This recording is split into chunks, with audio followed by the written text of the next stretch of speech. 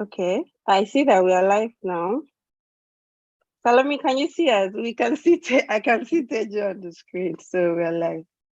Okay. Yeah, it actually notified me that we're live, so. Okay. Okay, what is left? I need to just make sure everything is working. So we will be encouraging people. I couldn't hear that. Hello, Teju. Can you hear me? Can you hear me? You said something. No, it's fine. No, nothing. Okay, yeah, I'm saying we'll be encouraging them to put on their videos. We'll be encouraging them to put on questions in the chat box on YouTube. So hopefully we get some. That's what Salome will be monitoring. So Salome, are you there? Can you see the live on YouTube? Yes, I can. Okay, so my phone is on, my WhatsApp is on. So if there's any issue, if people are asking questions, just send it to me on WhatsApp or send it on WhatsApp. I think WhatsApp is better. So just send it to me on WhatsApp and that will be better. Wow, I didn't know that. I have issues with my light. Okay, so just, okay, it's 10 o'clock. It's actually 10 o'clock. So just send it to me on WhatsApp or send it on WhatsApp. Okay. So we just give people 1 or 2 minutes to join so they don't miss the information. Okay. Apparently, my light went off, so that's very strange.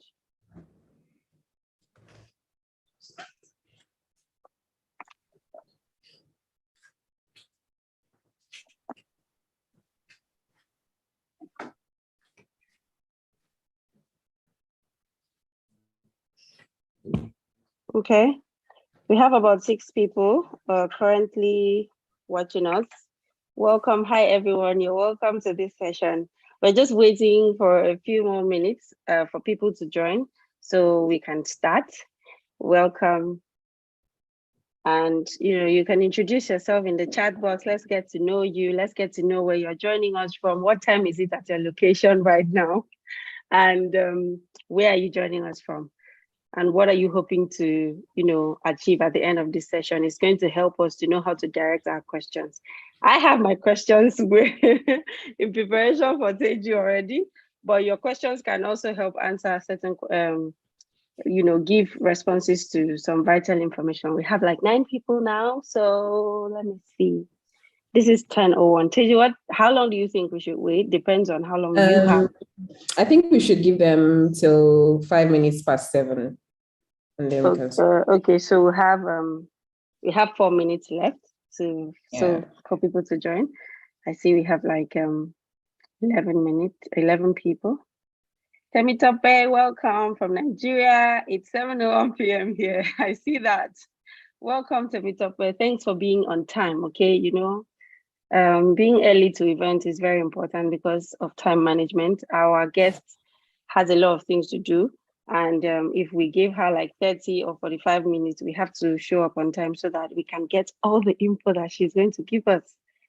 So yeah. Yes, Blessing Igwape from Nigeria. You are very welcome. I see Karim from Nigeria. Wow, okay. So it looks like we're going to be having a lot of Nigerian audience today. Let's know if you're joining us from any other country and what time it is. Okay, so we know how much this means to you. Because if this is like 12 midnight at where you are and you're joining this, then you definitely have to win this scholarship.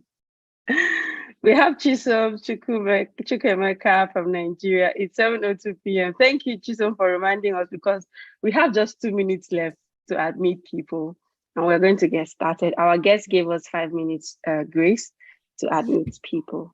So also welcome the guest in the chat box. We're going to take all your questions. Let her know. She's monitoring the chat box as well. So let her know what you're expecting. Appreciate her for making out time to be with us today because it is not easy.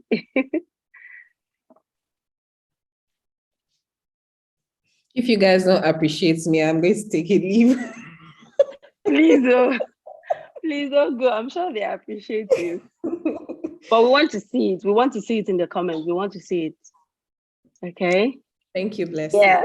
Blessings is welcome. Because of Blessing, I'm going to stay. You're going to stay. Thank you, Jerry.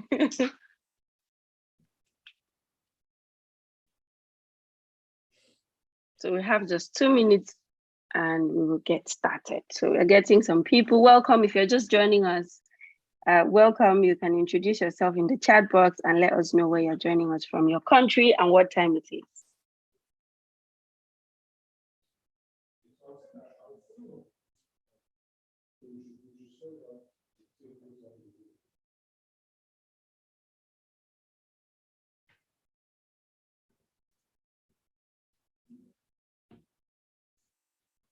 Okay, so Chisom says you're welcome. Thank you for taking out your time to share this information with us. Thank you so much. Thank you. I'm very eager to start. Like, I'm very excited. I feel like I'm the one who's going to be applying for this. I went through the page today. I was checking through the website, and I was like, what if I just find a course and apply? I know. It was so interesting. It was so juicy. Oh my God, I can't wait. Yeah. Okay, so this is 10:05 and I'm officially going to start because we need to get going and we cannot wait for everybody. Please, if you're already on the live, kindly share it to your contacts in case they have forgotten.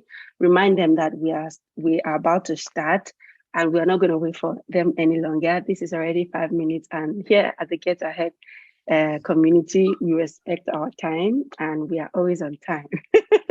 So welcome. If you're just coming, introduce yourself in the chat box, meet friends in the chat box as well. Eniola from Nigeria, you are welcome. And I'm just going to go ahead and briefly introduce our guest, Teju Bello. You guys know her already from our flyers. Teju Bello is an Erasmus Mundus Scholar, and she's in the University of Glasgow. I understand that with Erasmus Mundus Scholarship, you have to take like 3 universities in 3 different EU countries. If I'm correct, Teju, please. If I'm wrong, please correct me, Teju. Yeah, you're correct. You're correct. There's more to it, but just go on. Okay, so. Well, we have you now, and we're just going to go ahead. And I'm just going to bombard you with all the questions, but please take your time. Don't feel under pressure, okay? We will all be good. Okay, I think we're ready to start. And I'm just going to go ahead with my very first question. Okay, so we've been hearing a lot of things about Erasmus Mundus Scholarship. I have also seen something called Erasmus Masters Joint Scholarship, I think. So please, can you just throw more light on what the scholarship is about, how to go about it? Or what does it entail? What kind of scholarship it is? What countries does it cover? And as an Erasmus Mundus Scholar, what does it mean? Okay, so the Erasmus Mundus Scholarship is a scholarship that is basically funded by the European Union. And it is a scholarship that covers virtually all fields. It is an interdisciplinary scholarship, meaning like you don't have something like masters in accounting. It will be like a combination of accounting and something else, And it's the scholarship is basically awarded by a consortium. And by consortium, I mean like a group of universities. So like mine, for example, my consortium covers the University of Glasgow, Dublin City University and Charles University in Prague. But in that consortium, there's like a lead university, and mine is the University of Glasgow. So yeah, it is awarded by the consortium, and it is mainly in schools in the EU. Some people are lucky enough to go to schools in the US, Canada, some parts of Africa. There's also Japan, and there's I think there's also Malaysia. So it just depends on your program. Yeah, it can be very interesting. You have to do a lot of traveling. So for me, for example, I have 3 institutions. For some people it's 2, for some people it's 4, for some it's 5. So it just depends on your program. And yeah, it's called an Erasmus Mundus Joint Master's Degree. So in as much as, like, for example, in my program, the lead institution is the University of Glasgow, my degree is not going to be awarded by just the University of Glasgow. It's going to be jointly awarded by the 3 institutions that form my consortium. So yeah. Wow, that is very interesting. So guys, I hope that that is understood. So let me just see if I can break down what Teju said, because she said a lot. So apparently, if you win the Erasmus Mundus Scholarship and you're doing a postgraduate degree, you are not just going to get a certificate from one university.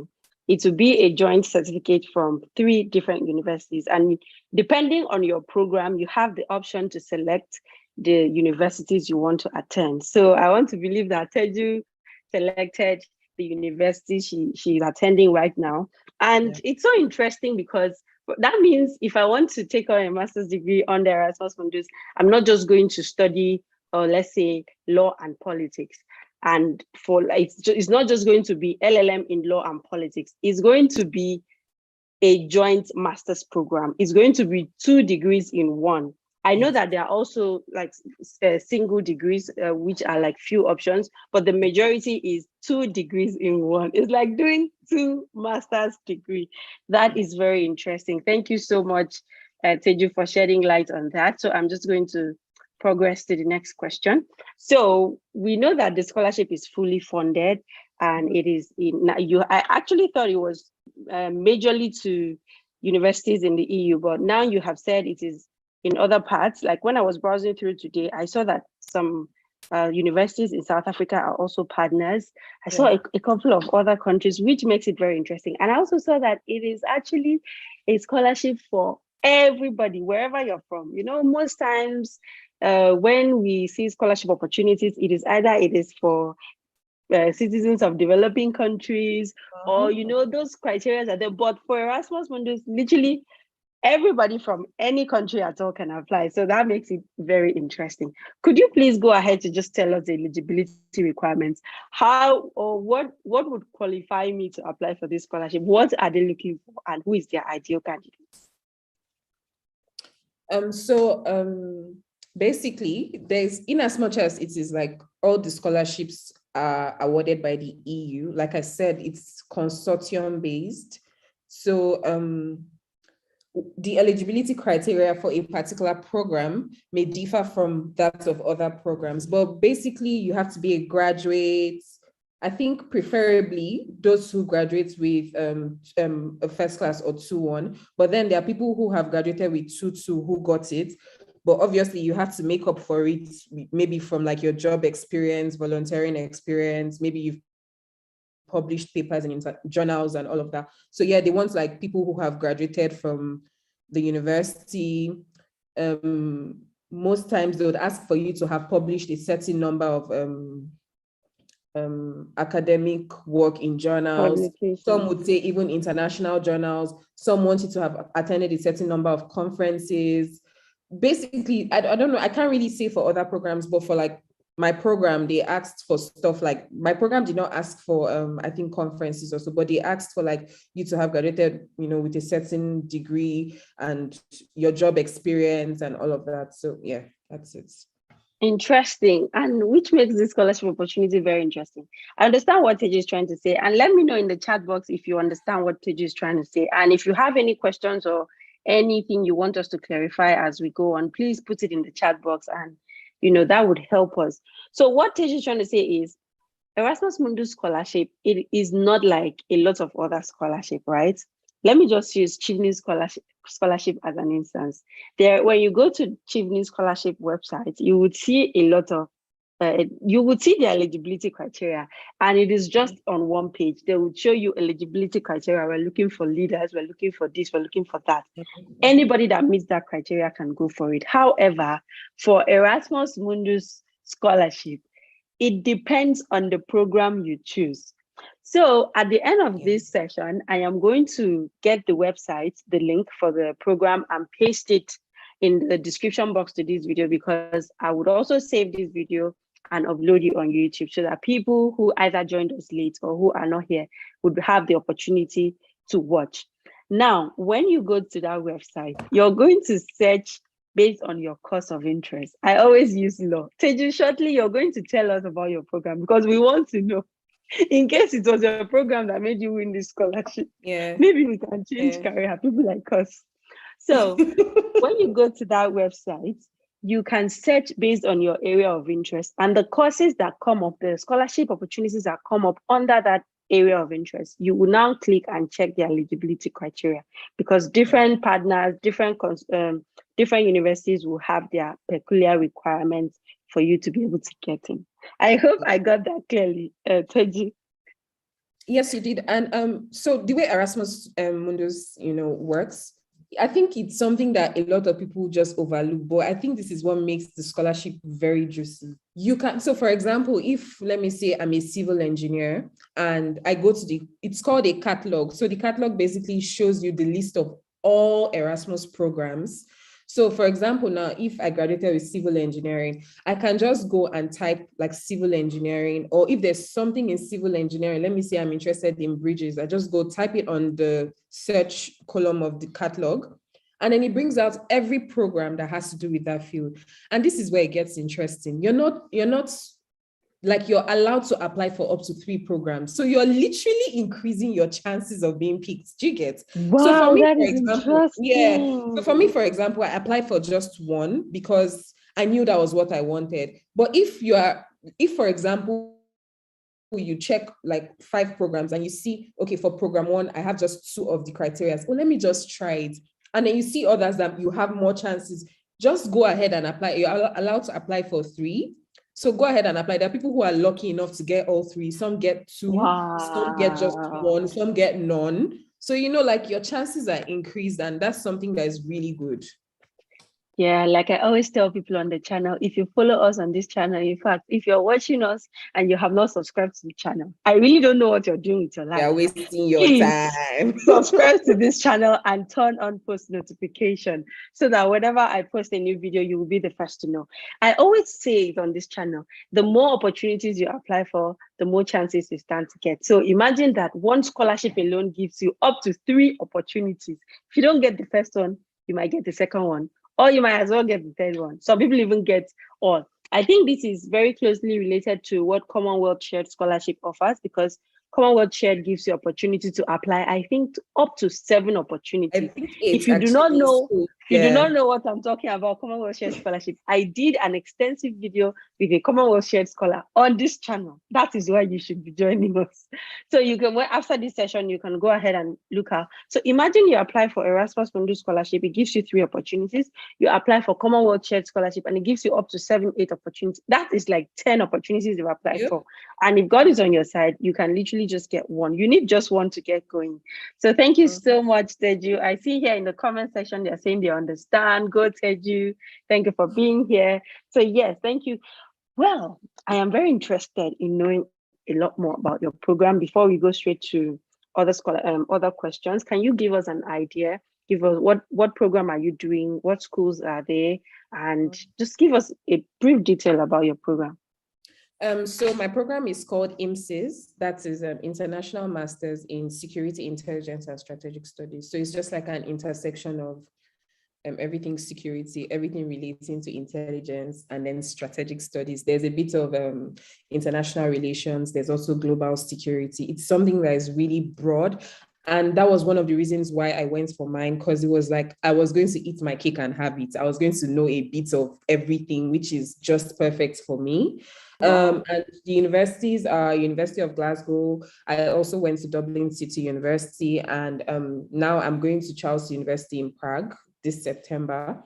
And for my program, for example, there were 2 pathways, which is something that's common to almost every Erasmus program. So we had the peace building pathway, and then we had like the policing pathway. So some of my classmates during our 2nd semester, they went to Italy, while some of us went to Dublin. So you just have to look at the pathway, pick. So for example, one of the criteria for those who went to Italy was your ability to speak another language. So you just had to come with proof of your ability to speak another language, because they feel like if you can speak another language, that means it's easy for you to pick Italian. Because my classmates who went to Italy, they had to do like I think 1 month crash course on Italian language.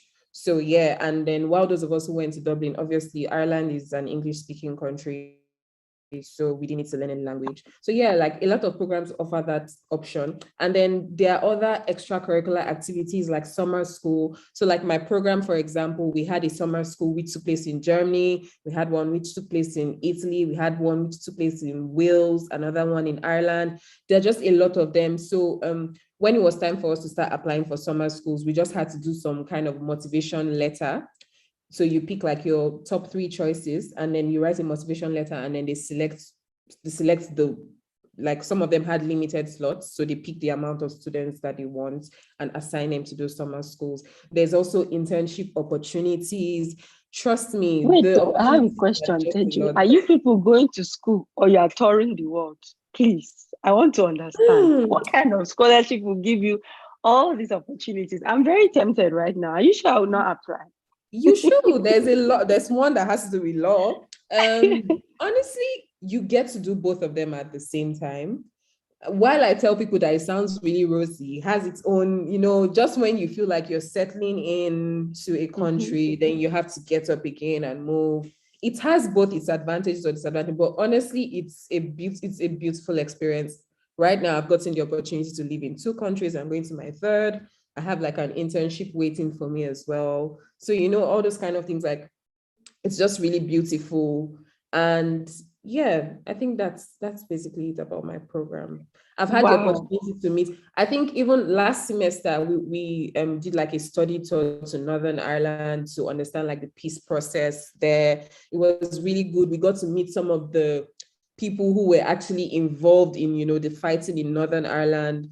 We got to visit some historic sites. It was just really good, like appreciating, the things that are really happening in the field. We've gotten the opportunity to meet with intelligence officers from, the British intelligence services. And we have just talks from time to time, and it's been an interesting process. Yeah. Wow, that's really interesting. I'm learning a lot. Okay. So for our audience, I hope you're learning something. Let us know in the comment section if you're learning, and what have you picked so far from it. Let's just know that this session is not a waste of our guest time. We need to know that you're appreciating the information she is sharing. You can also put your questions in the chat box. We're monitoring the chat box on the live YouTube channel. So please put your questions there, and Teju is going to answer them for us before she disappears. Okay, Teju. I know that you've said a bit about your course, and I feel like it's still all over the place on my head. So this is how we're going to do it. Please, can you take us through, first of all, I'm going to be asking you a series of questions closely related to your experience. I think that way our audience can understand better what we are saying. And maybe when they put in their questions, we can also know how far they are getting your point.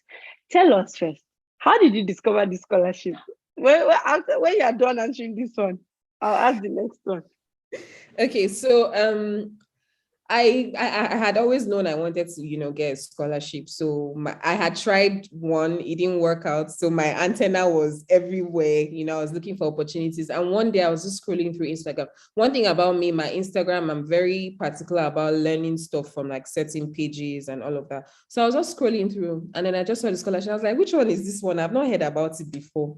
Immediately, I closed my Instagram, went to Google, typed. I was like, this sounds interesting. Oh my God, they even have something in my field, And then I saw the catalog, I searched.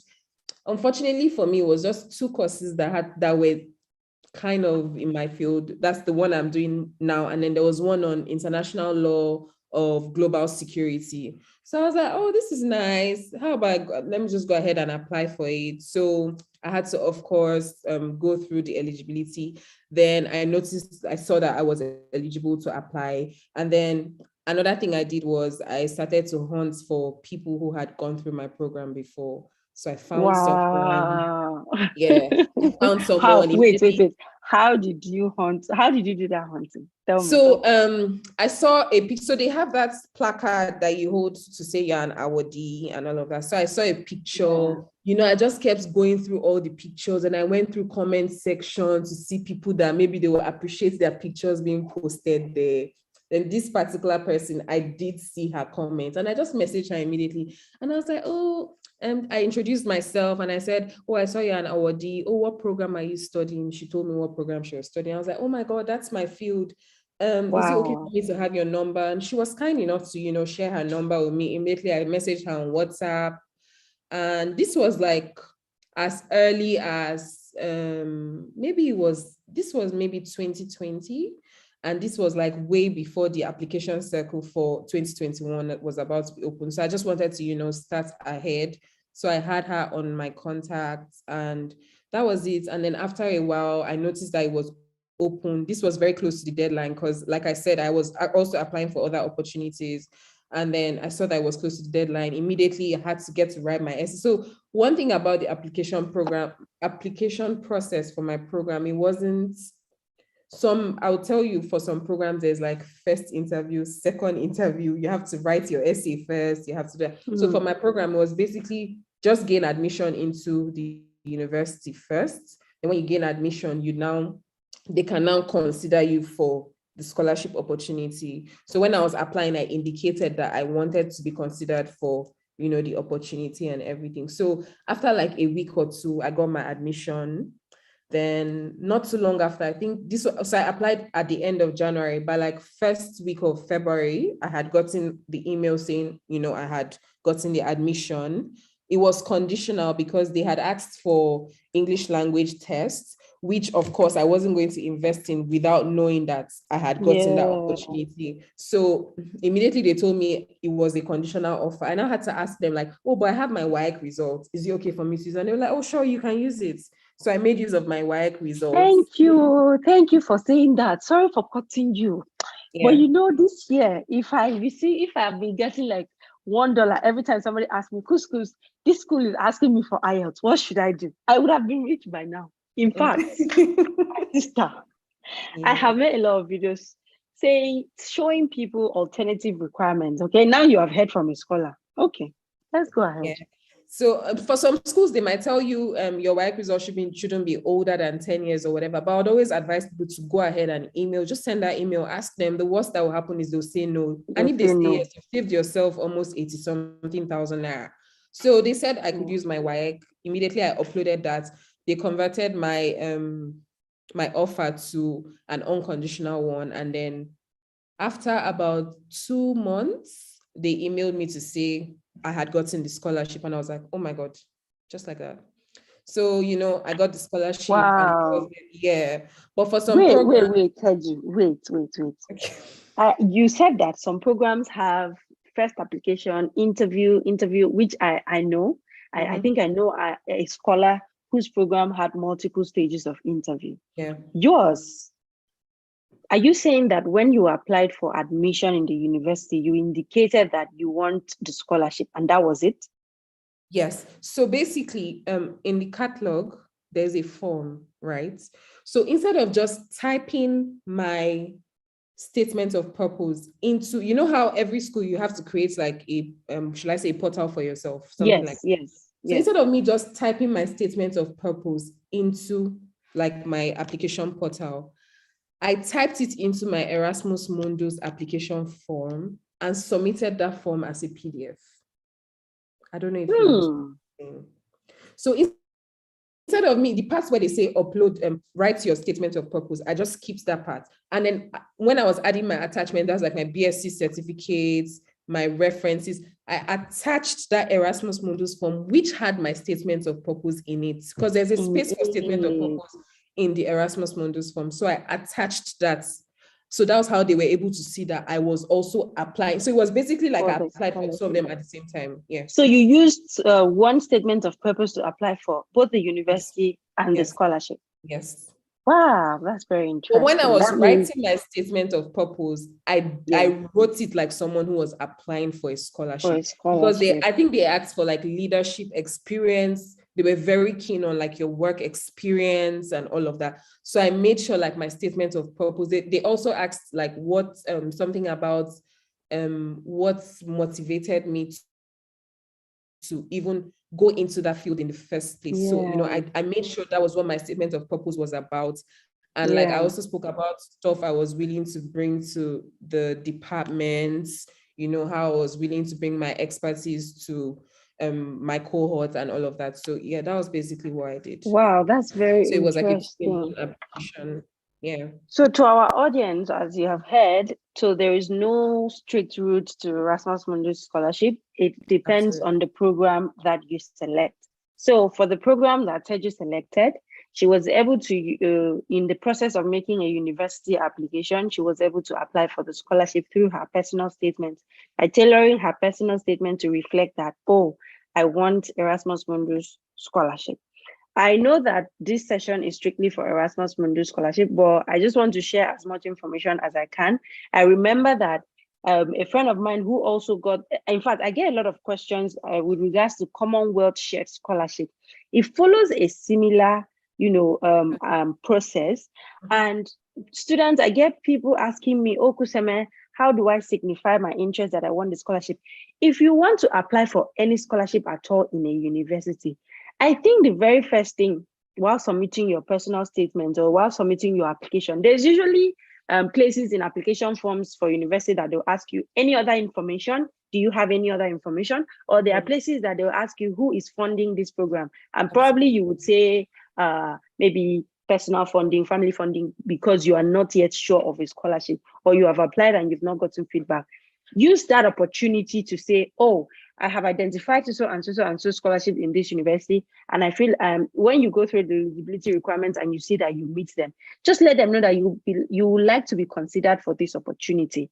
That also helps, immediately they see your application. I don't know, maybe they have a way of identifying or sifting or selecting and putting people who are interested in funding. That way you are in their face right from the start. So thank you so much, Teju, for that. I don't know if I should continue asking my questions the way I planned it, or I should follow this gist that you are giving me right now. Okay, I will let you continue. So you get an email that you've been selected for the scholarship. Congratulations. What Thank happened? you. Thank you. So after I got the email, I think, so they would give you a couple of days, or my program gave me a couple of days to accept that offer, because obviously, so basically what they do is if 50 people or 100 people apply, they're going to rank. So I think my program, I'm not sure of how many of us they gave, but we're very few. So what they did was rank everybody who applied for that scholarship. And then if they're taking 10 people, they take the first 10 on the ranking system. So they gave, and obviously when they take those 10 people, they would do like reserve of maybe 3 to 5. So they had people on reserve, and that's why they're giving you some time to accept or reject the scholarship offer. So I needed some time to think it through. So I took some time, and I think a few days to the deadline, I just emailed them saying I was going to accept the offer. And immediately they said, thank you. And before I knew, they started bombarding me with agreements, emails, this, that. They started bombarding me like I was already a student. They assigned like my CAS, because obviously they have to give you your CAS for those going to the UK to apply for your visa and all of that. So they decided to send me, all those relevant documents. They sent me some stuff to read, what to expect. And that was basically it. Wow. Can you tell us now, I know that some people would say that, oh, there are 3 different programs. How do I know which course, which one is starting when? Which university do I apply to? Can you clarify the uncertainties around the whole 3 different universities? How do you make your choice? Or is it just when you go online and you search for your specific program and you see, then within there you would see what to do, you would know which school to apply to, you know when and everything? Just clarify that. So, I have mentioned this catalog a couple of times. I want to tell you that should be your Bible, like if you know you're applying for this scholarship. And like I said at the beginning, when I searched for mine, there were just 2 programs, but I can tell you that I looked at that catalog more than 20 times. Because I just felt like, and I can tell you that every time I read that thing, I picked up a course, even if it was not related to mine, but I saw a course that I did not see the previous time that I read through. So what I did was, after identifying those 2 courses, or those 2 programs, I went to the website, because you'd see the link to those programs in the catalog. So I went there and I digested all the information. You'd see like the proposed resumption dates. You'd see when this was one of the things that almost made me miss this opportunity. So just a bit of a story time. When I checked for it, that was not too long after I reached out to the scholar who was on my program. Not too long, I checked the website and I can tell you that the dates that was there was still for 2020. That was what was there. Yeah. So the entire time, I just kept waiting for the dates to change. It wasn't until one Saturday, because my mom knew I wanted to apply for this opportunity. And then she just called me and said, oh, you said you wanted to apply for this, but I haven't heard you, say anything about it. And I was like, I've been checking, it's 2020. And and in annoyance, because I felt like she was babying me, I picked up my computer and I swear to God, the date had changed. And it was literally like 3 or 4 days away. I'm not joking. The deadline was 3 to 4 days away. Wow. And I started to freak out. And I was like, oh my God, what happened? How? And when I even checked, I could see that there were 2 different dates. And this was a Saturday. Obviously, there's no admin that's going to work on a Saturday. I could see that there were 2 different dates. And I was like, God. And one of them was that Monday that was coming. This was Saturday. One of them was Monday. And then the other one was, I think, Tuesday or Wednesday. So what I did was immediately I typed an email. I sent it to the program admin to confirm which of the dates. But while I was still waiting to confirm those dates, I started to prepare my essay, right? So I sent an email. Luckily for me, on Monday, they said they had just extended the deadline from that Monday to Wednesday. So I had to now take my time to write my essay. So basically what I'm trying to say is once you identify your program, you can just take 10, 15 minutes every day to go through the website. You would always find something that is, interesting or something that is relevant for you to know. For example, this. So now for some programs, I'm not sure, this is August. For some programs, they would open up applications by October. Some would open and then they'll close it by December or November. Some would open in November and open up till February or March. So there's no it's not like other scholarships that one rule applies specific to everything you're applying. Yeah. So you have to follow up on your program, and then that way you are up to date with whatever information would help you in your application. Yeah. Yeah, I when I was going through the catalog today, I saw that they said that the catalog is updated every year so that you have an idea of what programs they're offering that year. And then, the application usually opens between August and February of the following year. If you're going to school, for instance, you're going to school in 2023 now, some of the applications are already open. So you keep monitoring the website up until maybe some closing dates might be January or February, but I think February is usually like the latest. So I'm going to paste. So I'm sorry, I just wanted to add something to what you said. Okay, go ahead. So as for updating the catalog every year, so basically it's like a contract between the consortium and the European Union. So a program can sign like a 5-year contract. So once that 5 years is over, they might apply to renew the contract. They may be lucky enough to get it. They may be lucky enough not to get it. So if they get it, that contract is renewed. If they do not, that money may be assigned to a new program which they feel deserving. So now that program is added while the other one is removed. Catalog. So you have to always check that. Exactly. I have pasted the relevant link on the chat box. So if you open that link, it will take you to the website to search for courses. I think I was searching for courses today. Like I wanted to apply over because 150. There are a lot. So that website that I just pasted in the chat box, it will show you the search engine. So you're going to be able to search for the courses you want. If you scroll down, you're going to be able to see the relevant catalog and download. Please say thank you in the chat box because we're just giving you free information like this. Please appreciate Teju in the chat box and let's know if this has been helpful so far. Teju, we have about 31 people watching right now and they are appreciating you. So we're going to move forward. Now, so after you accepted the terms and conditions, can you take us through what is the visa process like? Because I know that for me, as a Chieftain scholar, though I didn't have to pay anything for my visa processing, I had to do the application by myself. and I didn't also pay for my flight, but I had to, be the one to initiate communication with the Chevening flight agent so that they could book a favorable flight for me based on my time and everything, based on when my university is resuming. So what is it like from the time you get the scholarship, signing the contract and resuming in school? Okay, so basically, with Erasmus, there's something called program country and there's something called partner country. So when you're using the Erasmus Mundus form, you have to indicate which one of them. And it's not just about you being a citizen, it's also about where you're resident. So I think for Nigeria, I think Nigeria is a partner country. Lord, I hope I'm not giving you the wrong information. Please go and check this out, because I also made this mistake. I made this mistake when I was applying, which could have affected my application. But luckily, I spotted it a few days after I submitted my application, and I immediately emailed my my program, because they specifically stated that making that mistake can cost you your spots. So luckily for me, I was able to identify that, and I emailed my program immediately, and then they rectified it. So please go and check. But I think Nigeria is a partner country.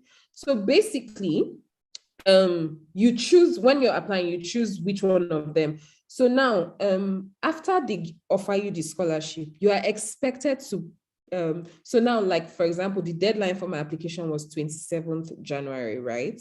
Mm-hmm. So you are expected to provide proof that you were in that country as at the deadline of your application. How do you prove that? So now I had to provide a document to prove that I was in Abuja, Nigeria, as at that date. So what I did was that I went to, at first I went to AMAC, that's the Abuja Municipal Area Council, and I asked for, there's this residence certificate that they can give to you. I sent that to my program. My program said they were not going to accept it. Wow. Yeah. What do they want? I sent another one. They said they were not going to accept it. So what I now had to do was I had to take a letter from my workplace stating that was the address that they used for my official correspondence, and that as at 27th January, I was resident in Abuja. So that was what my program eventually accepted. So once they give you that, they are going to use that to calculate how much they are going to give to you. Okay. Teju, please hold on. Just to clarify, does it mean that if you were in UK as at that time, is it something that can disqualify you? So no, it's possible they would give it to you. So, but if you were in the UK that time, excuse me, you don't need money to travel. You're not going to pay your travel allowance. That's because true, your school, for me, my school is in the UK, so you don't need money to travel. Wisdom. What? Yeah. So basically, you have to prove that you're in that place, so they can calculate, because they have, like, I think there's like 5,000 kilometers or something. They have a way of calculating it anyway. So once you do that, now my program was kind enough to give advance payments. So you're supposed to get like a travel cost allowance, and then an installation cost is basically something to just help you settle in, buy necessities. So my program was kind enough to give the students an advance payment. So most programs, you have to get it when you arrive to show that, because anybody can collect the money and abscond. Do you get? Yeah. But my program was kind enough to ask you to provide like an account where they can pay a certain amount into.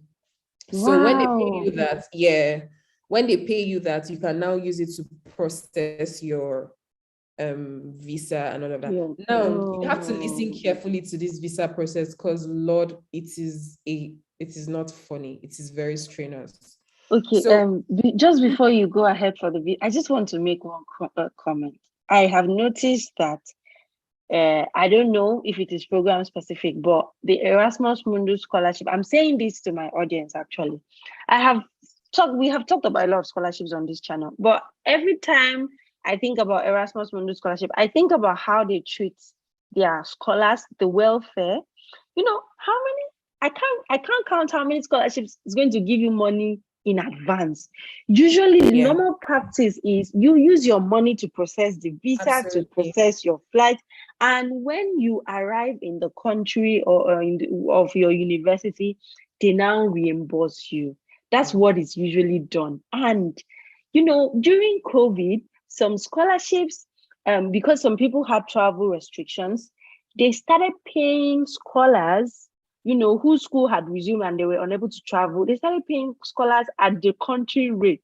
Now Yes. I understand this travel cost you're talking about, because your country of residence will determine. Some of us that were in Nigeria received lesser stipend than people who were in Kenya, who were in other countries, who had, their cost of living was a bit higher. So Erasmus Mundus Scholarship cares a lot about the welfare of their scholars. I must say, I'm not a scholar, but I must appreciate them for that, because Yeah. just giving you money ahead makes life very comfortable. Because when you're about to travel, it's like you want to buy the entire Nigeria. You Yep. have to pay for visa, you have to pay for you have to buy luggages, and you think these things are normal. By the time you know it, you can just be broke in the process of trying to travel. But just giving you money ahead means you are settled, you are comfortable. You guys are pampered, Teju. You didn't tell me all these things. No wonder you are glowing like this. Okay. So the visa process can be strange. So how from the get-go we said everything differs by programs. The countries you go to differ, they're different according to your program. Everything just is according to your program. So now, for example, the first institution I had to go to was in the United Kingdom, and that's like my major institution, yeah. So that means I had to process, and it's a 2-year program. If I forgot to say that, it's a 2-year master's program. So that means I had to process a study visa for the UK for 2 years. Now, my program actually gave us options, right? They gave us the option. If you want, you can choose to apply for just the visit visa. The 6 months visa, because I wasn't going to be in the UK for up to 6 months. So you can apply for that. There are people who took that option because it is way cheaper than what you would pay for a student visa. Like, you cannot even compare the price. It's chicken change compared to that. For example, for me, in between paying for my student visa, paying for my ticket, I exhausted my travel allowance. Meanwhile, my colleagues who went to places like Italy, France, Spain, paying 40-something K compared to me paying over #1 million. Just look at that. Do you get? Like, so those ones, they were just chilling. Like, they were chilling. They just paid their 40-something K. And don't forget, paying for a visa to Italy is getting a Schengen visa. So if you're even lucky that is long enough, you will still use that money to move to your next country. But me, without needing the to UK apply is not in again. the Schengen area. The UK is not smiling. So when it was time for me to move to my next country, I had to pay another visa fee. Yeah. Okay, so what visa did you obtain? Student visa, I got the study visa, the 2-year study visa. The reason why I obtained it was to go back to the UK. I don't want to have to bother about, applying for visa. And then there are other advantages of applying for the study visa, actually. So there's that. It's possible that you'd go to the UK first, but a UK institution is not your parents' institution. If a UK institution is not your parents' institution, I'm sorry, you cannot apply for a study visa. You have to apply for a visit visa. Oh, okay. And that would be when you're ready to go to the UK, right? Yes. And that's when you're ready to go. So, and another thing, for those who would go to places like Portugal, Italy, Germany, France, you have to do like the legalization process. So all those ones kind of cost them some money. So you have to get a police character certificate, which now costs about 30 to 35,000 naira. So you have to get that. You have to take it together with your degree certificates, your WAEC certificates, probably your birth certificate. You have to go to Ministry of Education. Ministry of Education and Foreign Affairs. Authenticate it. From there, you go to Ministry of Foreign Affairs. Some of them would ask you to also take it to the embassy for translation. So, for example, now the place I'm resuming in Prague in September. I had to go through this process. Luckily for me, I'm in Nigeria. But for people who are not in Nigeria, I think there's a way you can do it via third party. So I had to go to get my police character certificate. I had to go to Ministry of Education, go to Ministry of Foreign Affairs. I had to send some of my documents to the UK for translation. The translation services I hired, their company was in the UK, but for some people, you can get them in whatever country you're going to. So I'm going to Czech Republic now. So that's the requirement from the country. For visa. Yes. From the country. So that means somebody going to a different country, like maybe Estonia, would also have to follow the requirement for that country. Yes, absolutely. That's how it works. Oh my goodness. So you have to do that, translate. There's something called super legalization. There's just all that process. I usually advise people, even if, for example, like me now, I wasn't going to that country as my first country, but for people who were going to it as their second and third country, and they knew that they were not coming back to Nigeria, maybe till the end of their studies, just do all these things now. So when it's time for you to do visa applications abroad, it is very easy. The only thing I would advise you to wait till you need is your police character certificate, because it expires after 3 months. So if now you're traveling in 9 months, you've just wasted money, you do another one. So you can just wait till closer to the time that you're traveling to that country before you apply for it.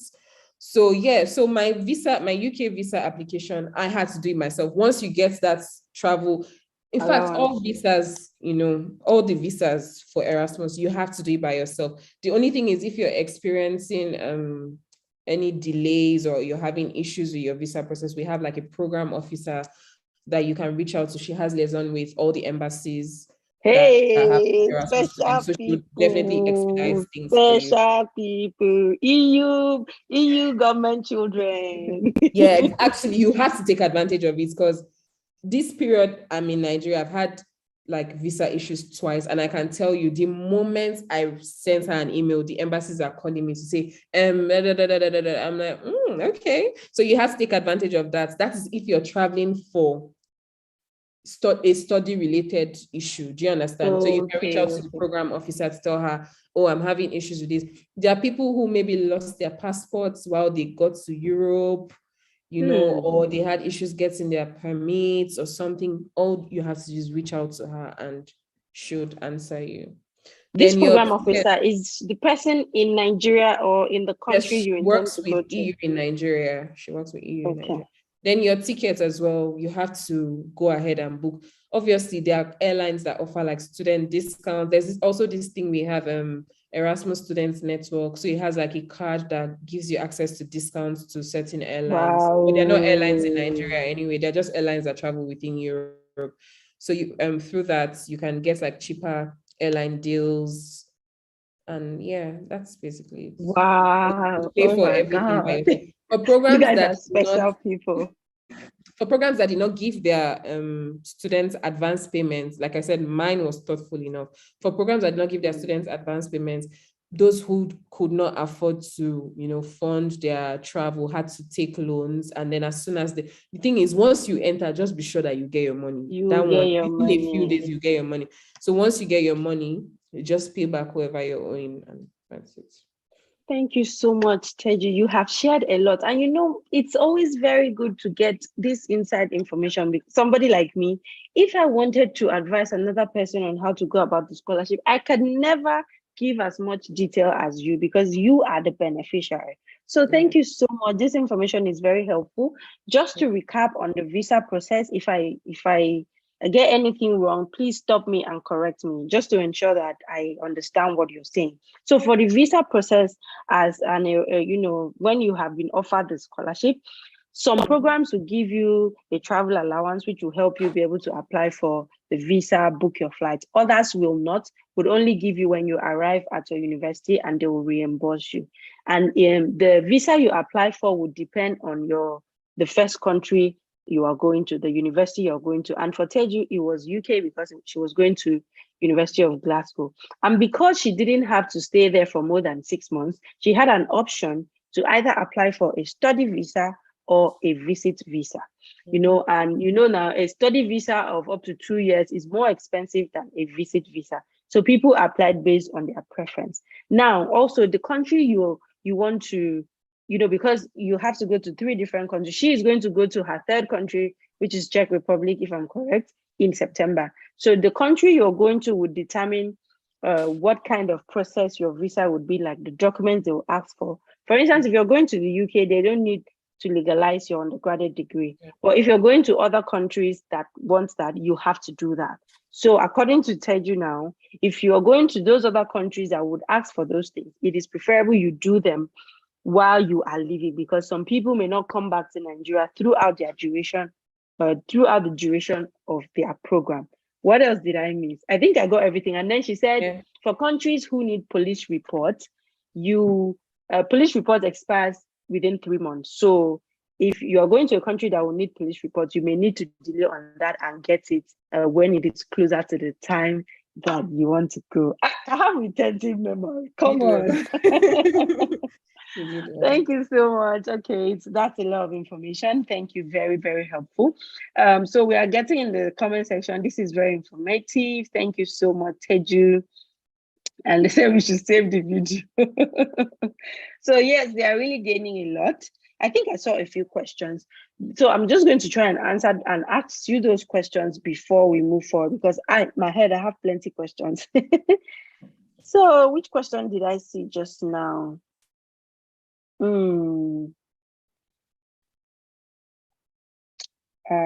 I saw 2 questions. I was trying to get the very first one. Okay, so somebody asked, how many times did you apply? I know Teju has very hot brain. She applied once. Didn't you hear the story? She applied once, so she has very hot brain. Which other question did I see? Anyways, I guess I'll check those questions much later, but for now we have to get going. Another thing you have to take out of this conversation is that Teju was very proactive. She was always sending emails. You have the program officer, take advantage. You know, the benefits of being on a scholarship and just, that overrides being a self-funded student. There are advantages and disadvantages, but usually when you are on a scholarship, you usually have preferential treatment, especially with visa offices. Absolutely. So for Erasmus, their program officer is there. If you have any issues, you reach out to her. They also have a discount card that you can have access to different discounts, which is very, very preferential. I remember when it was time for us to apply for visa, during August, September, visa application is on the rise, and you may have to wait and wait and wait. But if you are a scholarship recipient, you will get preferential treatment because your scholarship body, we just put a call across. Pressure. I got my visa. I literally got mine in like 9 days. And when I got the email, I was with my mom and I was like, Mommy, I think they've denied my visa. She was like, how would they deny you? How would they deny you? Just for me to check. And I was like, how? Literally, how? Child, 9 days. Child. They can never, they are very low. In fact, I have never heard that a scholar was denied a student visa. I've not heard before. If you have heard, please let me know in the comment section. If you have ever heard somebody who won a scholarship and that person was denied a visa, put it in this chat box. Challenge us. And the thing, there are some EU countries that you'd apply for visa for, and once you say you're an Erasmus scholar, you're not paying. I applied for a German visa, Schengen visa, at the end of July. I didn't pay a dime. Literally, because I was an Erasmus scholar, I didn't pay a dime. Wow, are you serious? Even this my Czech visa I just applied for, I didn't pay a dime. Because you were an Erasmus scholar. No, one thing about the EU, once you say Erasmus, like everybody just looks at you like because it's something that, like I said, is an EU thing, and they have that unity. They don't take it for granted. Like it's something that they really appreciate. Like even interacting with locals, because obviously every year they meet a lot of Erasmus students, so they're always excited. They want to talk to you about it, ask you about your experience and all of that. So yeah. Wow. Well, we cannot even say more. You have heard it all from the horse's mouth. We have been doing about an hour. In fact, Teju, if it was just me, I wouldn't let you go, because you're giving us all the juice that we need. And this is even much more interesting than reading online, because we are getting the information from the horse's mouth. Okay, so I'm going to ask you 2 last questions, and then if you have any questions in the chat box, please put it down. Like I said earlier, our guest is a very busy person. She's a European Union scholar. You cannot be keeping her anyhow. It is not easy to even bring her to this channel in the first place. So we don't have to keep her for too long. So if you have any further questions, put it in the comment section. And Teju, please, I understand that the first step you have to do is select a course, go to the catalog, search for the course that you want, and then go through the requirements. Please, can you at least tell us, what do you think our viewers should do to get themselves prepared for the scholarship?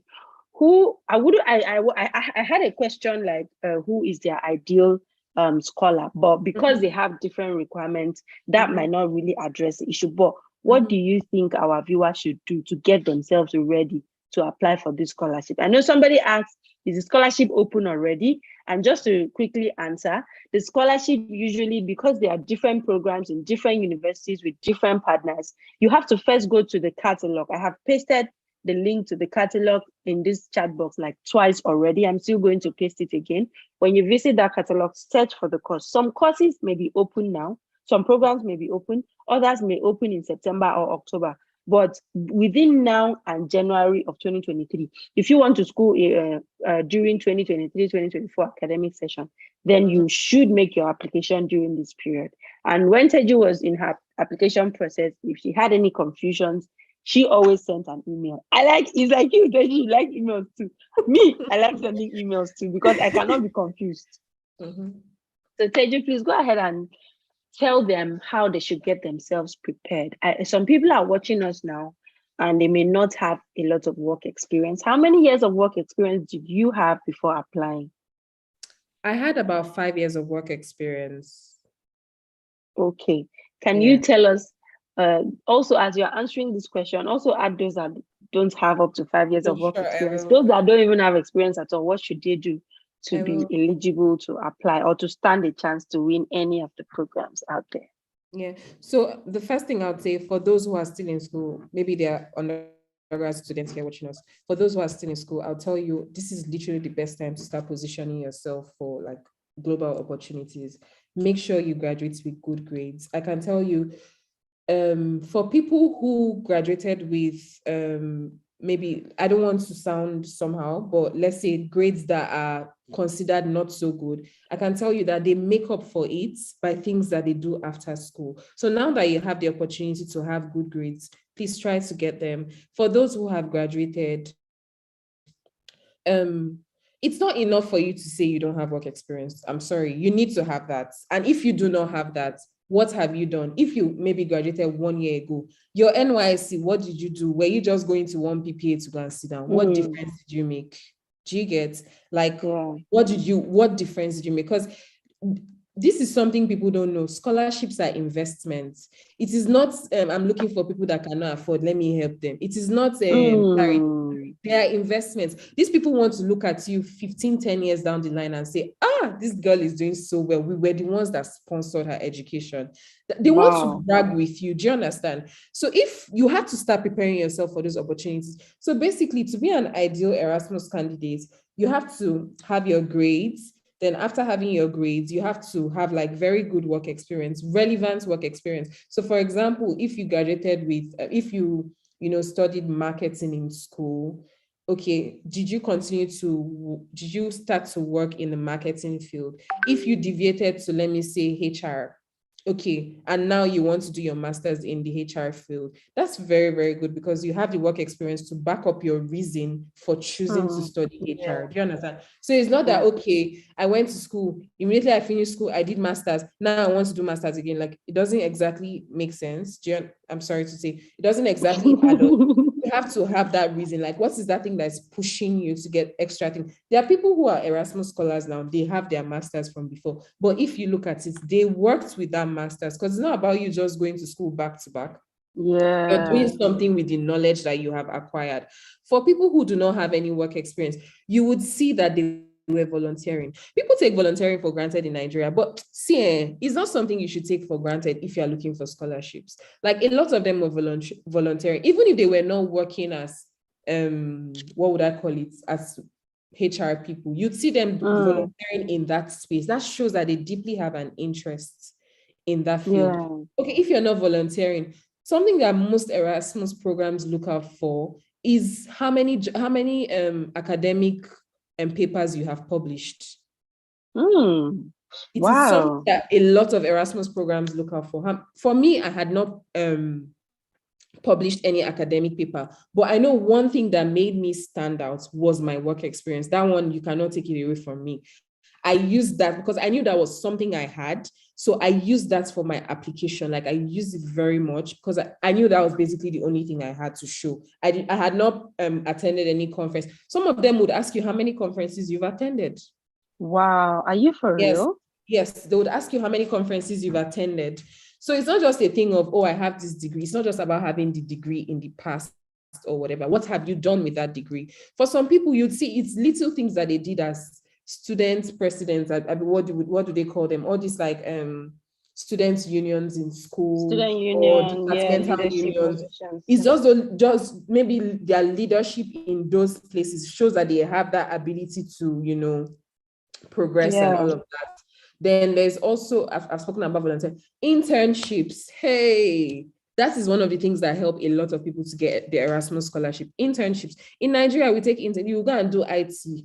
Maybe they'll be sending you to go and buy rice or to go and buy something. We take all these things for granted. But I can tell you that in as much as this may be the culture, there are people who are taking these things seriously. You have to be intentional. There are people who are taking them very seriously.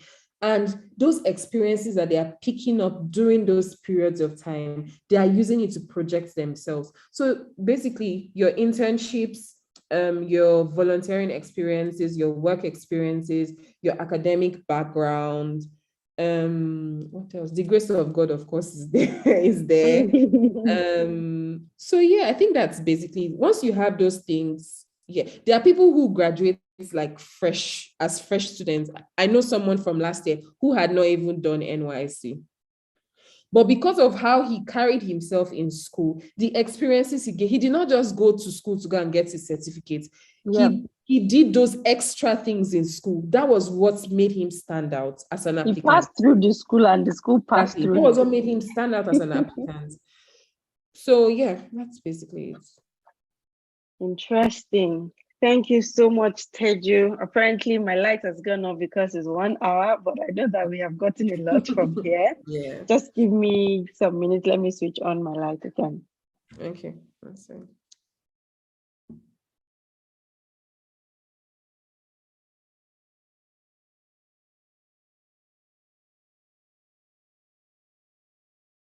I'm back. Thank you so much, Teju. Thank you so much, Teju. There's something that you were trying to say that I lost. I did not really understand. You mentioned, is it summer, something summer? You mentioned you're going for internship, summer school and everything. Mm-hmm. Can you tell us, what is this about? Is it also peculiar to your program? Just tell us. That means it's not just about school. You guys also have work experience during the study period. Please, can you throw some light on that? Okay, so for my program, for example, some of my classmates are currently doing internships. So my program provided us with about 20-something companies, and we were allowed to apply for three internship positions. So it's not like you're applying, but there's someone who does like an initial screening process. So basically you have your first, second, and third choice. If they feel like you're good enough for your first choice, they pick you and they don't bother sending your application to the other two choices. So you have that internship opportunity. For me, for example, while some of my classmates are doing their internship during this period, because I have like a long break, while some of my classmates are doing their internship this period, I am doing mine next year. Because my first choice, when I was applying, I said I wanted to do my internship next year. So you have the opportunity to do intern. For some programs, there are even as many as 2 internships. Now there's summer school. I'm not sure if it's every program, but I've heard quite a couple of my colleagues say they're also going for summer school. So summer school is basically an opportunity for you to experience, should I say, the practical aspects of your field. So you have the opportunity to mingle with professionals in the field as well. Usually there are options of up to 4 or 5 summer schools for you to pick which one you think suits your career trajectory the most. Wow.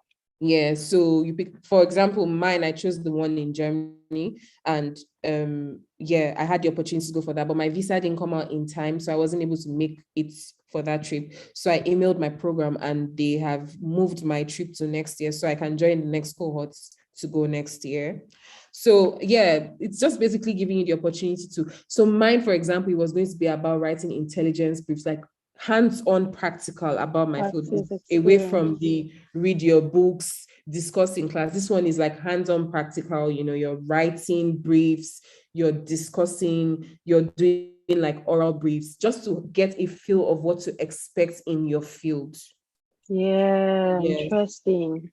So you're not just going to school, they are also prepping you for the work environment. Yeah. Very interesting. For Thank you so much. Or 10 days thereabouts. Yeah. Oh, okay. Thank you so much, Teju. I think we have been able to cover we've talked about the process. Erasmus is not a, straight line scholarship. The eligibility requirements depend on the course you choose. Teju, please tell us about the funding part. I know that sometimes there are some scholarships that may say, oh, we are fully funded. But maybe because of the city you are, it is too expensive. The scholarship sum may not be enough. But so far from your experience, you've lived in the UK. Which country was the second country you lived in? Ireland. You lived in UK, you lived in the Republic of Ireland. That's nice. Was it Dublin? Yeah, it was Dublin. So you lived in Glasgow, and Glasgow is as expensive as London. You lived in Dublin, and you're going to Czech Republic. So tell us about the finances. Is it okay to live a comfortable life? You're not going to go and splurge. Of course not. You're surviving. You're being sponsored. But do you think it is enough for you to pay your house rent, transportation, live a good life, eat reasonable amount of food, and just live good life as an international student? Or do you need to save up some money so that when you get this funding, you have something to support yourself? That's a very good question. So I'd say yes for both of them, because for me, for example, I count myself as part of the unfortunate Erasmus scholars, because I'm going to 3 expensive cities. Expensive places. Czech Republic, that everyone kept saying was cheap. Unfortunately for me, this year, it became just as expensive as my 2 other countries. Wow. So I'm literally like going to, but I have someone who, for her first so we call them mobility countries. Her first mobility country, the rent she paid from the first month to the 4th month was not up to what I paid for 1 month. Oh my goodness. It happened to me too, because I was in London and people people outside London were, so some people are just lucky, like your program, and like a lot of people just have going to countries like Estonia, going to Italy, where you get rent for 200 and something. Where do you want to get 200 and something? Is it Dublin? My own is like, it's just going from bad to worse. So I could imagine. So the money was basically just okay for me. Getting a very nice accommodation is something I do not even joke with, because I want to be comfortable. I see my accommodation as my comfort zone, because trust me, master's programs are very demanding. So you just want that safe haven where you can get some rest, feel comfortable. So I did not want to compromise my accommodation. So I went for somewhere very comfortable. And because of that, obviously, the more comfort you want, the more the money you have to pay for it. So yeah, I had to. So basically, because my major position is in the UK, I wasn't paid in euros. I was paid in pounds, or I am being paid in pounds. Okay. Yeah. So, but it's like the same amount. If you convert it, it amounts to what those who are getting euros get. Okay. So yeah. So the money was just enough for me to pay for my accommodation. In Glasgow, for example, my accommodation was like a 10 minutes walk from school. So transportation wasn't really an issue for me. So I just walk to school and walk back. And honestly, living abroad, you begin to like to take walks, because everywhere. Yes, so definitely. It's just very sweet, because you're not struggling with you have your own walkway and all of that. So, walks and the weather is friendly. Yeah. And obviously there are like student discounts for those who want to buy like bus or train tickets. There are student discounts for that. So you also take advantage of it. The money was also enough for me to feed, to print when I needed to print, or to buy 1 or 2 things. So it was just enough. But some of my colleagues in France, Italy, Spain, hey, They are saving money. They are living They the are life. rich people. I can't even stand near them. They are very, very rich because they are lucky enough to be in places where they don't have to spend so much for accommodation. So that also varies, according to your program and where you're going to. I can relate to that. I remember one friend of mine. She is an Erasmus scholar, but she's done with school now. She was living in Spain that time. I was in London. I was crying, and my accommodation almost £700. She told me that she was paying like 250 euros a month. Yeah. She was asking. She was saying, "What am I doing with money?" Yeah. She was like, why? What am I? In fact, I'm even going to leave this place to a much cheaper place. She was in Spain. Oh my God. That was when I knew that the country you choose really, really has a big deal, has a lot to do with your finances. It can really impact how much money you can spend and how much you can save. Teju, thank you so much. So I have some questions here. I'm going to quickly just ask you. I know that we have exceeded 1 hour. Hey, people, we have been talking, we have been chatting for the past 1 hour. It's been so interesting. Drop your comments because right now I'm just going to be looking at the chat box and taking all your questions before our European Union scholar runs away because she's hot cake right now. Okay. So Teju, there's a question here. It says, does Erasmus accept HND holders? I'm not aware of that. I'm not aware. I can't say because, like I said, everything is program specific. I'm not aware of that. Yeah. But I would like to think either this year or last year we had one HND holder. I'm not sure, but I would ask you, whoever that person is, go to the catalog, check for your program and see if your program is okay with taking that. If they do not write that there, you can just email them to find out if you can apply. Yes. I remember when I was going through one of the programs today, I see that they say you need a bachelor's degree or an equivalent of that. Exactly. And then they are like, if you are not sure if your degree is an equivalent of a bachelor's degree, send us an email or send your program officer or the university an email. See, if there's one thing I have learned, Teju was just sending emails anyhow. Please, start sending your emails. If you have any questions, send your At some point, email. I felt like they were very tired of me because, like, my program admin, Lord, sometimes in a week, I can send her an email every day. Like, I just wanted to be clear about everything, to know what I was getting myself into. It just shows that you were very deliberate and you were not taking anything for granted. Some people believe that, scholarship should fall on my leg. Even if the money is free, even if they are just standing on the road giving free money, there will still be requirements. So why do you think that you should just sit down and expect that you do the bare minimum? Imagine having people like Teju. Maybe there is a vacancy for 5 scholars and you have 20 people like Teju. you are sitting there. Where's your space? Let's not go there.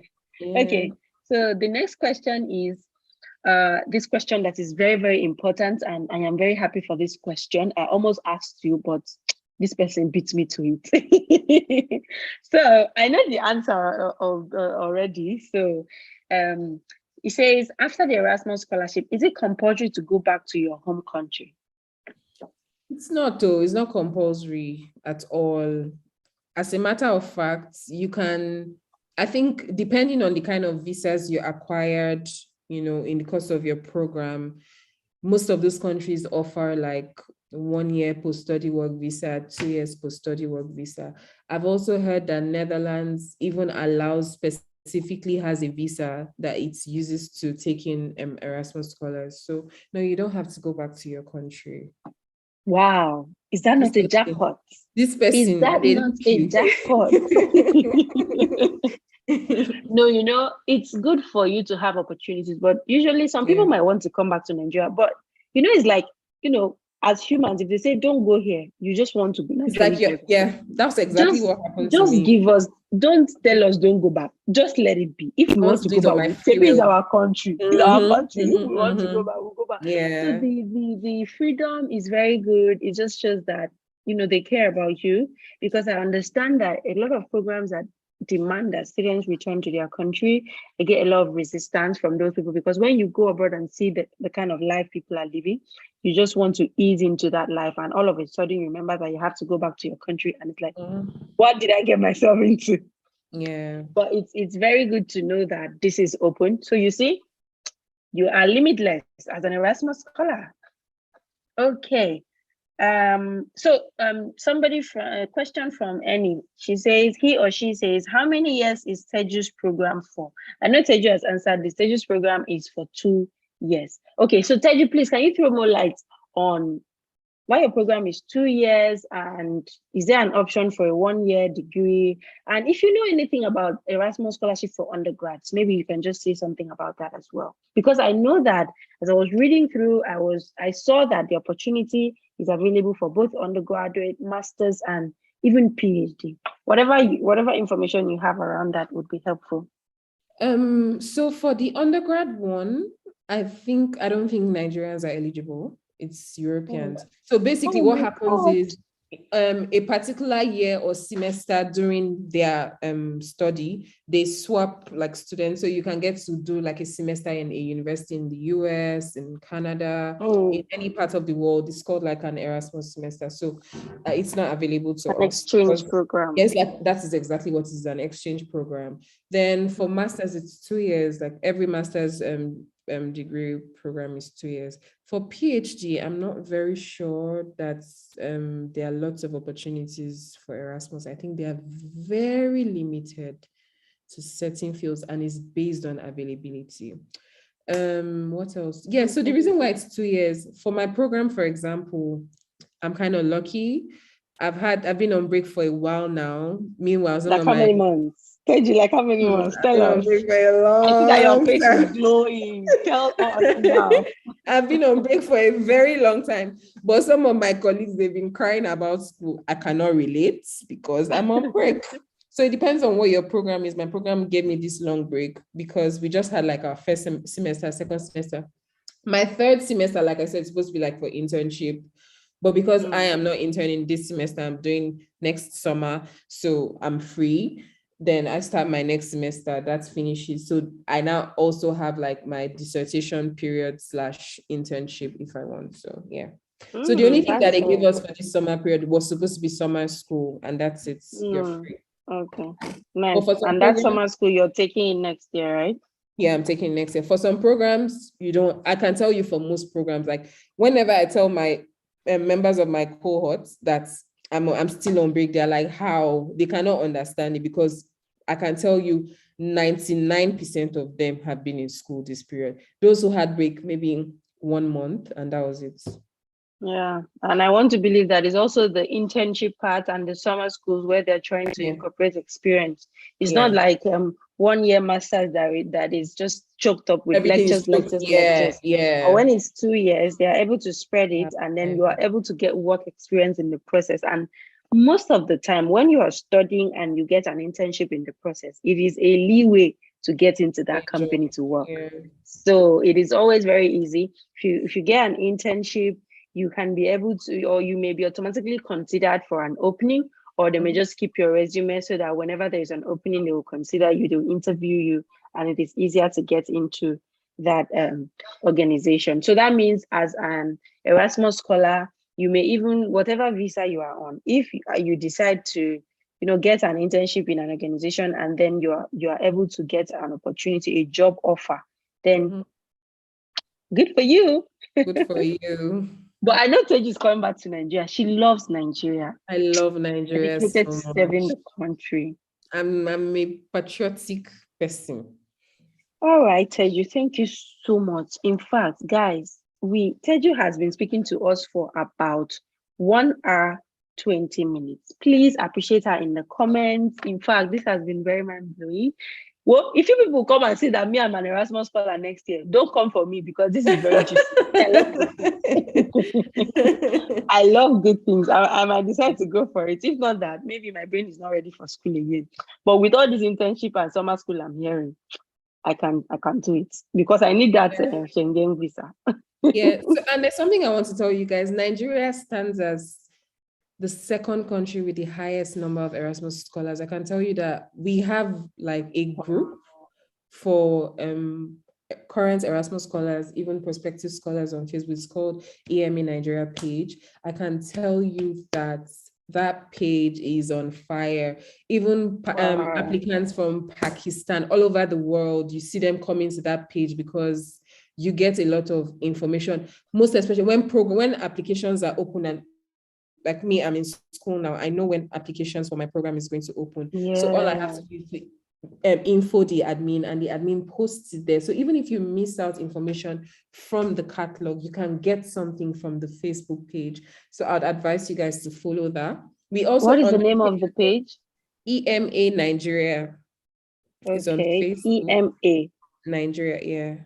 Okay, I'm just going to put that in the chat Erasmus box. Mundus Nigeria. Whatever. I think it's Erasmus Mundus. Let me confirm. I think it's Erasmus Mundus Nigeria.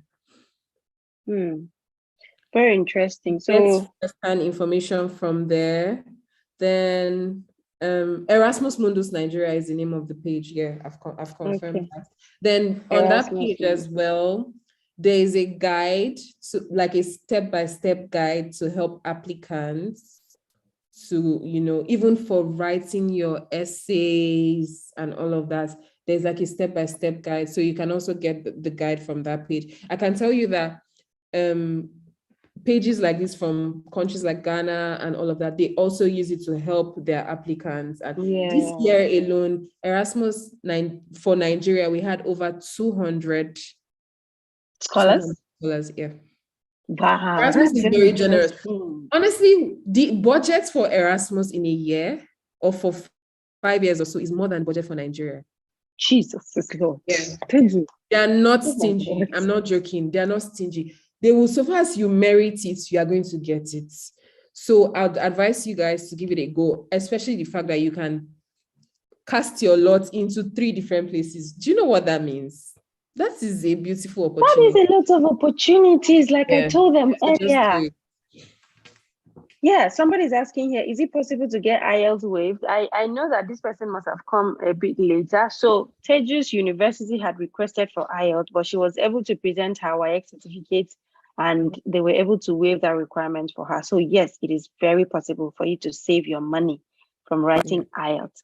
Thank you so much, Teju. This has been you need to see the comments. You need to see. Thank you so much, Teju. Such an insightful session. Thank you, Teju. Thank you so much, Teju and Couscous. I have eyes on Erasmus. Oh my God, I'm so glad that this was insightful. It literally surpassed my expectation. Thank you for being so honest and open without holding back. Thank you for sharing. God bless you so much. And to everybody that joined the session, thank you for joining us. And if you are yet to subscribe to this channel, oh my goodness, do you know the next caller I'm bringing? Do you even have an idea? Follow this, subscribe to the channel, follow us on Instagram and TikTok at the Get Ahead Education Services. Instagram is the Get Ahead Education Services. TikTok is the Get Ahead community. And of course, my YouTube family is called the Get Ahead family, okay? So the channel exists to help individuals who have dreams of studying abroad, okay? So if you know anybody that has such dreams, if you are interested or you know any other person, please bring the person on board, share the channel with them. I am going to be hosting a scholar who is going to take us through everything about studying in the United States of America. By next week, you will see the flyer. You will see the flyer very soon because I'm here for you people this year. We have to make it. Either way, if you don't go to the UK, you go to any other European country, you can go to the US as well because there are a lot of opportunities. So thank you so much, Teju. I can't thank you enough. I'm so emotional right now. Anytime. I wanted to also add that this Erasmus Mundus page, it's so good such that when you identify the programs that you want to apply for, there's this thing they do where they can pair you with someone who is currently on that program or someone who has graduated from that program to guide you through the application. Well, it's not that you go and meet the person and say, come and write my essay, or how did you do it? You have to show some level of seriousness. Maybe you have your essays written, you just need proofreading, or you need like advice here and there. They also offer that. And yeah, imagine getting firsthand, information from someone who is on your program. That's bliss, honestly. Of course. That's bliss. Anyways, I know that Teju did not want to share this, but I'm going to open your nyash. Teju won 2 different scholarships. See, this girl, she has hot brain. She won 2 different scholarships. I'm not going to mention just that one because we are still beating her. She won 2 different scholarships. You should and that was because she was handheld. Like, so what she said is true. Join that Facebook page if you really want to win the scholarship, and try to get paired up with anybody that does the same program. Useme is part of my success story. She's just here for me. She's for me, humble. Useme literally held my hands throughout. So you guys, honestly, getting that mentorship is not a joke. It's not a joke, but you have to be serious. You have to be serious. Don't carry all your headache and pour your mentor's head. You have to be serious. So yes, of course, because let's say that we are proud, should I say proud mentor right now? Yes. When I knew that Teju was ready for a scholarship, because she was not leaving any stone unturned. By the time you tell her do this, she has already done it. By the time you tell her do this, in fact, by the time I told Teju, have you heard of Erasmus? Have you applied? She said, I've already applied. By the time we were still waiting for the outcome of the other scholarship that we were following, she already got an offer here. I was literally asking her, are you sure you want to progress with these other scholarships? She said, yes, I just want to do it. And I want to see if I can get it. She got both scholarships and she had to choose. Yeah. Spoiled for choices. Of course, that's a very good problem when you're spoiled for options, spoiled for choices, and you just have to make the decision that works for you based on your circumstances. So yes, even if you identify somebody to mentor you, be ready to put in the work. Let that person. I remember when I was doing my evening interview prep, I was meeting different scholars to coach me. And the last person that coached me, by the time she asked me one question, I don't give her like 50 answers. She's like, girl, you are ready. Already. So you have to get to that point. If a scholar, a previous scholar or alumni does not say that you are ready, how much more the selection panel? You have to at least, let somebody who has won the scholarship see that you are a prospect, see that you are ready. And then that person can also root for you and, pray for you as well. Do not underestimate the place of prayer. You might meet all the requirements in the world and you don't know, it might just be prayer that will get you to that spot. So, Teju, before you go, I know you're going now. Sorry, I know we are enjoying you. One last thing, okay? One last thing. Just give them hot takes, give them advice. Just maybe one or two things that they should do immediately that will just set them aside. I know that your work experience was very vital to your selection. Just even if you don't have work, anything, one or two words, closing remarks. Yeah, let me say closing remarks. Because I already gave my closing remarks and there's nothing else to say. I think one of the things I do whenever I identify something I want for myself, one of the first things I do is I look for someone who's been there. And there's a very high tendency to find that person and say, I've not even done half of what this person has done. How can they, who will look at my side? I'm not qualified. But that's a lie. I think one thing about getting a scholarship is the intentionality. That's one thing that sets you aside from every other person. Trust me, the moment you mention scholarship to a Nigerian, the person wants to jump on it because they hear free money. Do you understand? But it is, like I keep saying, it is not a charity organization. It's an investment. So you have to begin to identify what will make me stand out. Like, just consider it as if every other person around you is applying. So it's a competition, right?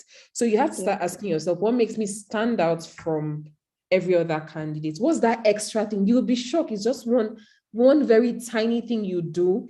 Maybe it can be even volunteering. A lot of fields in this world in Nigeria, you'd find like NGOs or something.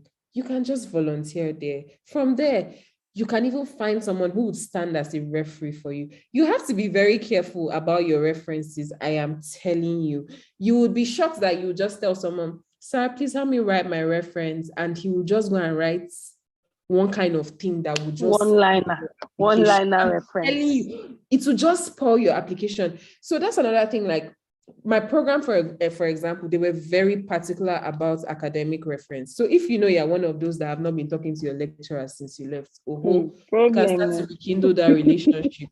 Yeah. Do you understand? They also asked for a professional reference on my program. They wanted to see that you have that work experience and somebody that you have worked with that can attest to your abilities in that field. Do you understand? So your references, if you from now, I would tell you, some programs will even ask you for up to 3 to 4 references. So Wow. go and check for the requirements now and start. This is, I mean, you'll resume around this time next year. So you have between now and like February, depending on your program. So you have a lot of time to begin to arrange all those things. Even if it's volunteering, if you start volunteering now and the deadline is February 22nd, you submit February 19th. Do you know how much volunteering experience you would have claimed to have? Wow. Do you That's understand? very That's correct. 5 years volunteering experience. It already makes you stand out from someone who has nothing at all. Do you get what I'm saying? So even if it's internship, even if it's something online, don't just stay. The truth is just that scholarship is not just going to fall on your lap. We all rely At on God's grace. all. Even the Bible talks about faith and works. Do you understand? So you Yep. have to put in the work. That is just the truth.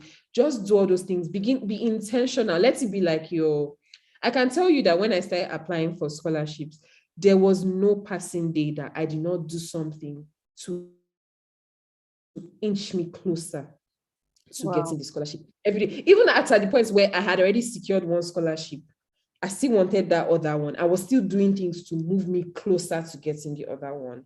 Do you get it? Yeah, So just I remember that. Yeah, do you get it? So just start now. Like, you can never know. Just one thing you do, even if it's 3 months volunteering experience, it is something. That's if your deadline is December. It is something. Just put it there that I'm very interested in this, and I have started doing this. This is perfect. Your references, I'm not joking. So many references, they do their people very dirty. I won't even lie to you. You have to start now. If you know you need academic reference, begin to call your lecturers. You can tell him about it now. If he's someone that doesn't take phone calls, his emails, now you can gauge how long it takes him to reply emails. So you will not go and ask for letter close to the deadline and he will not reply your email. Do you understand? So you have to start doing all those things. That's really all I have to advise you about. Wow. This is very interesting. In fact, it's like this latter part is even richer than what we have been saying. Okay. Could you kindly just run us through the document, because you just mentioned references now, and I see that is very important. What were the kind of documents you needed, other than, I'm sure that it's going to be the random application documents, which we have already known, transcripts, references, degree certificates, but could you just give us an idea of most of the documents you needed to provide to secure the opportunity? So for me, it was basically my BSc certificate, my transcript. I used my student copy. Some programs will ask you to do the official copy, but I was able to use my student copy. Then I had my WAEC certificate, which I eventually used as my proof of English language efficiency. Proficiency. I also submitted the documents, like my references. My program mandated me to do one academic and one professional reference. I did those 2. Then there's also the letter that proved my residency as at that 27th of January. Yeah, and that was it. Thank you so much. For those of you who may have published articles, yes, make sure you put the link there so that they can see. It's not because I can just come and tell you that I've published something, and meanwhile I don't. Put the link there so that they can click on it and see what you've done. If you know maybe they've published you in the newspaper for doing something, or if you know there's anything that has like an online trail, make sure you put the link there so that they can see. Evidence is important, because everybody can say anything at all. But when you provide evidence, it stands you out from others. So thank you so much, Teju. I think you have covered a whole lot. Questions are still coming. Somebody's saying, can age be a negative? No. Okay, so there's no age limits. Please go for your dreams. Can you share the full benefits attached to an Erasmus scholarship? It is fully funded. They will take care of you. Everything. Full benefits are online. You have privileges, EU privileges, government privileges, student privileges. And you get travel costs for each of the years. I got travel costs last year, got travel costs this year again. So you get travel costs twice. So don't worry, you have nothing to worry about. That person came late, and I don't like late comers. Why did you come late? We have talked a lot. Somebody says, please, is IELTS required? This person came late. By your question, I shall know when you joined. And then somebody said that throughout the period of being an Erasmus scholar, are you allowed to work? Very good question. Yes, you can. It depends on the visa that you hold. For example, I have a UK student visa. I'm allowed to work. When I was in Ireland, I also had the permission to work. So it depends on what you have. Just once you get your visa, it will be stated there if you're allowed to work or if you're not allowed to work. And I would advise you, if you're not allowed to work, please do not work. Some programs even do not allow their students to work. So please, if they say don't work, because you don't want to start having bad immigration records from this, because it's going to affect every other thing. So of course, going to affect your records. Oh, thank you so much. I'm still checking. We have more questions. Okay. I think we have gathered almost all the questions. So thank you so much, Teju. So, this has been very insightful. Thank you so much, everyone who joined the session. Like I said earlier, I am going to save this live so that all of us that came late, I am not going to say this twice. Next time, if we say live, it's 7 p.m. Please come on time, because you will miss a lot of vital information. Most of the questions are repetitive. So once I end this live, you can start from the beginning. It is for you. It is free. Just watch it, dilute all the information, and go to the Erasmus Mundus Scholarship page as soon as we drop this call. Go and download that catalog. Even if it means every day you dedicate 1 hour to look at the programs, go on there and search whatever industry you are interested in. If you are a lawyer and you want anything in international law, go on there, search international law. Exactly. You see all the options.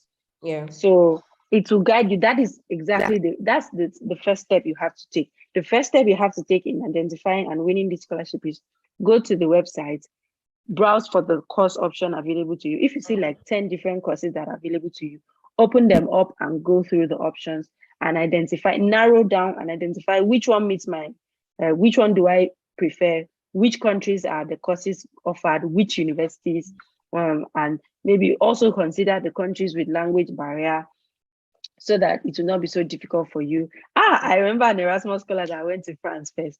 The very first 3 months, she had to learn French. And now she's speaking French like she's drinking water. I'm like, oh my goodness. Yeah. So there are a lot of those opportunities. Yes, that's another added benefit. You're allowed, you have the opportunity to learn one or two European languages. Yeah.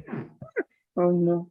Please type in the we are wrapping up now. Please type in the comment section. What should I use? What is, in fact, jackpot? Jackpot is the word for this scholarship. Type in the comment section jackpot. So that's it. We are ending here. Use your jackpots. Let's know. Is the application ongoing now? The application is ongoing. It depends on the program.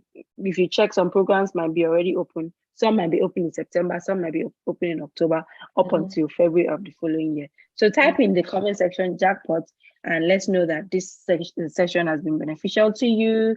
And somebody say, please, ma, I have a question. We cannot continue, yeah? If you have a question, drop it in the chat box.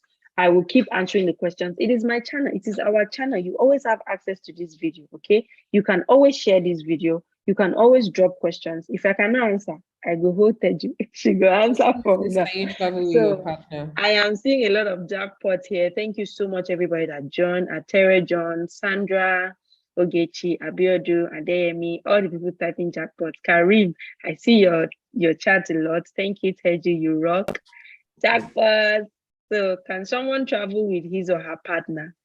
I think it will depend on the country. It depends on your country. You can, and I can even tell you that in my cohorts, there's a husband and wife who are both Erasmus scholars. Just imagine. They're enjoying themselves, traveling and studying.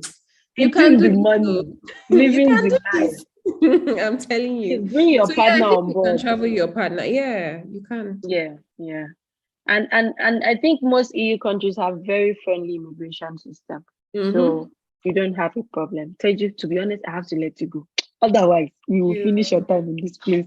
Thank you so much. God bless you. Thank you. God bless you. Whatever you lay your hands on, you should pray for Teju. Amen. Whatever you lay your hands on will succeed. Your program, you would have a lot of opportunities, and God will open more doors for helping, sharing your knowledge, and helping to, there are a lot of people that may have opportunities, but they seem to hide that knowledge because they don't want people to be like them. But you gladly share this and you keep doing this. So We're praying that God will bless you and bless the work of your hands and make you, and you continue to be great to serve our country, because we know you're passionate about your country. In Jesus' name. Amen.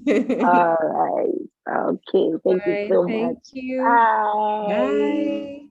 A lot of jackpots here. You guys rock. Nigerians and love. Thank you. Thank you. Thank you. All right. Bye-bye, Teju. God bless you.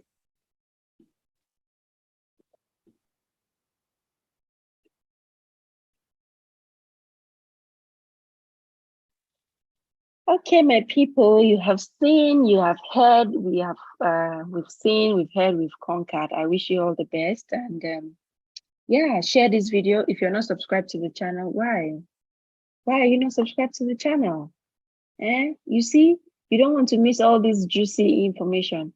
Subscribe to the channel, Kisama Ise. Follow us on Instagram at the Get Ahead Education Services, and follow us on TikTok, because on Instagram and TikTok and Twitter, all I do is I answer short questions. When I see questions from people that I cannot do a full-time sit-down YouTube video, I answer those questions in the chat. But if you go in those short videos, if you go to my channel, if you go to our Instagram page right now, you will see a whole lot of videos answering your questions, and that will be very helpful.